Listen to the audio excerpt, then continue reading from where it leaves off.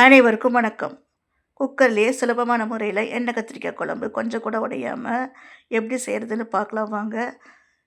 ஒரு மிக்சர் ஜாரில் 2 table spoon குழம்புத்தூள், 7-8 பல் பூண்டு, 20 சின்ன வெங்காயம், துளி கூட தண்ணி ஊற்றாதீங்க. தண்ணி ஊற்றுனீங்கன்னா கத்திரிக்காய்க்குள்ளே இந்த மசாலாவை ஸ்டஃப் பண்ண முடியாது. ஸோ தண்ணி ஊற்றாமையே அரைச்சி எடுத்துகிட்டு வந்துடுங்க. இதை ஒரு பவுலுக்கு மாற்றிக்கலாம். மாற்றிட்டு இதே ஜார்லேயே சின்ன லெமன் சைஸ் புளி, 4 டேபிள் ஸ்பூன் தேங்காய், 2 தக்காளி இதையும் அரைச்சி எடுத்துகிட்டு வந்துடுங்க. ஃபைன் பேஸ்ட்டாக அரைக்கணும்.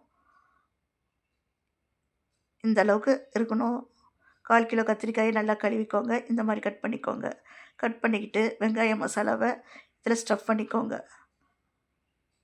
எல்லா கத்திரிக்காயிலும் இதே மாதிரியே ஸ்டஃப் பண்ணி வச்சுக்கோங்க. ஸ்டவ் ஆன் பண்ணி குக்கரை வைங்க. 4 டேபிள் ஸ்பூன் நல்லெண்ணெய் ஊற்றுங்க. எண்ணெய் நிறைய ஊற்றினா தான் இந்த எண்ணெய் கத்திரிக்காய் குழம்புக்கு டேஸ்ட்டு.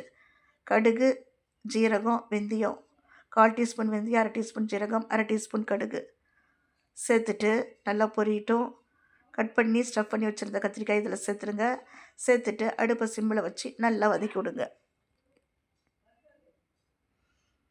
நல்லா வதக்கி விட்டுட்டு ஒரு தட்டு போட்டு மூடிடுங்க. 5 நிமிஷம் கழித்து ஓப்பன் பண்ணலாம்.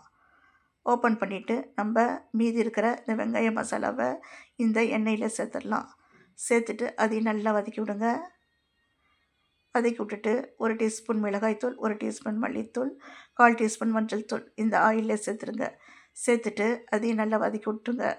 வதக்கி விட்டுட்டு ஒரு 1/4 டம்ளர் தண்ணி ஊற்றிடுங்க. மசாலா கரைஞ்சிடாமல் இருக்கும். இந்த ஸ்டேஜில் அரைச்சி வச்சுருந்த தேங்காய் கலவையை சேர்த்துடலாம். சேர்த்துட்டு 1 கப் தண்ணி ஊற்றுங்க.